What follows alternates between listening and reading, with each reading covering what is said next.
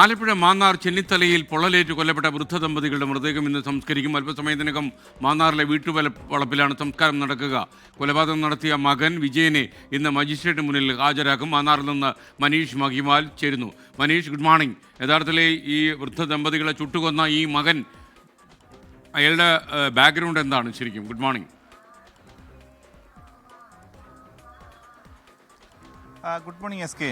ഈ വിജയൻ നിലവിൽ ഇപ്പോൾ പോലീസിന്റെ കസ്റ്റഡിയിലുണ്ട്. ഇയാളുടെ അറസ്റ്റ് ഇന്നലെ തന്നെ പോലീസ് രേഖപ്പെടുത്തിയിരുന്നു. ഇന്നലെ ഈ വീട്ടിലെത്തിച്ച് ഇയാളെ തെളിവെടുപ്പ് നടത്തിയിരുന്നു. നിലവിൽ ഈ വീടിന്റെ മുൻപിൽ തന്നെ ഇവർ വെന്ത് മരിച്ച രണ്ടുപേരും കൊല്ലപ്പെട്ട ആ വീടിന്റെ മുൻപിൽ, ആ വീട്ടുവളപ്പിൽ തന്നെയാണ് രണ്ടുപേർക്കും വേണ്ടിയിട്ട് ചിത ഒരുക്കിയിട്ടുള്ളത്. ഇന്നലെ ഇവരുടെ ഇൻക്വസ്റ്റ് നടപടികളൊക്കെ തന്നെ ഏറെ നേരം നീണ്ടിരുന്നു. കാരണം മൃതദേഹം പൂർണ്ണമായും കത്തിക്കരിഞ്ഞ നിലയിലായിരുന്നു. അതുകൊണ്ട് തന്നെ ഇൻക്വസ്റ്റിന് അധിക നേരം, സാധാരണയിൽ കൂടുതൽ സമയം വേണ്ടി വന്നു. പോസ്റ്റ്മോർട്ടം ഒക്കെ കഴിഞ്ഞ് ഇന്നലെ രാത്രിയോടുകൂടി ബന്ധുക്കൾക്ക് കൈമാറിയിരുന്നു. പിന്നീട് അത് സ്വകാര്യ ആശുപത്രിയിൽ സൂക്ഷിച്ചിരിക്കുകയാണ്. ഏകദേശം 10 മണിയോടുകൂടി ഇവിടെ കൊണ്ടുവന്ന് ഇവിടെ ശവസംസ്കാരം നടത്തും. ഇവരുടെ മകളുടെ മകനാണ് ഈ ശവസംസ്കാര ചടങ്ങുകൾ നടത്തുക എന്ന് കൂടി ബന്ധുക്കൾ അറിയിക്കുന്നുണ്ട്. ഇതുമായി ബന്ധപ്പെട്ട് എസ് കെ ചോദിച്ചതുപോലെ ഈ വിജയനാണ് സ്വന്തം അച്ഛനെയും അമ്മയും കൊലപ്പെടുത്തിയത്.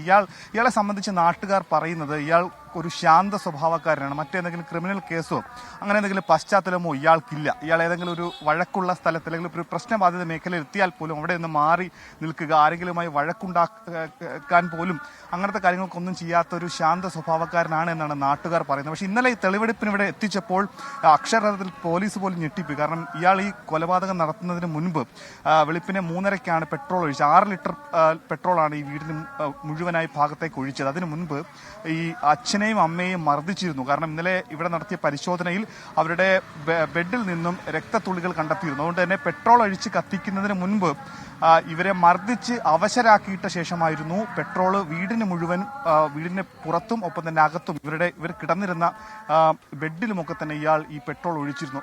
കഴിഞ്ഞ ഡിസംബർ മാസം 15-ാം തീയതി മുതൽ സ്വന്തം അച്ഛനെയും അമ്മയും കൊലപ്പെടുത്തണമെന്ന് ഒരു പദ്ധതി ഇയാൾ ഇട്ടിരുന്നു എന്നാണ് ഇന്നലെ ആലപ്പുഴ ജില്ലാ പോലീസ് മേധാവി തന്നെ നമ്മളോട് പറഞ്ഞത്. അത്തരത്തിൽ സ്വന്തം അച്ഛനെയും അമ്മയെയും വകവരുത്തുന്നതിന്റെ കാരണമായി പോലീസിനോട് ഇയാൾ പറഞ്ഞത് സ്വത്ത് തർക്കവും ഒപ്പം തന്നെ അച്ഛനും അമ്മയും സ്വസ്ഥത തരുന്നില്ല, ഏത് വിഷയത്തിനും എന്നോട് വഴക്കിടുന്നു എന്നുള്ള കാര്യമാണ്. ഈ സംബന്ധിച്ചുള്ള ശവസംസ്കാര കാര്യങ്ങളെ സംബന്ധിച്ച് ചേട്ടാ എപ്പോഴാണ് ഈ ചടങ്ങുകളൊക്കെ തുടങ്ങുക? ചടങ്ങുകൾ 10 മണിക്കാണ് അതിൻ്റെ ദഹിപ്പിക്കാനുള്ള എല്ലാം വെച്ചിരിക്കുന്നത്. 10 മണിയാകുമ്പോഴേ ബോഡി കൊണ്ടുവരത്തുള്ളൂ.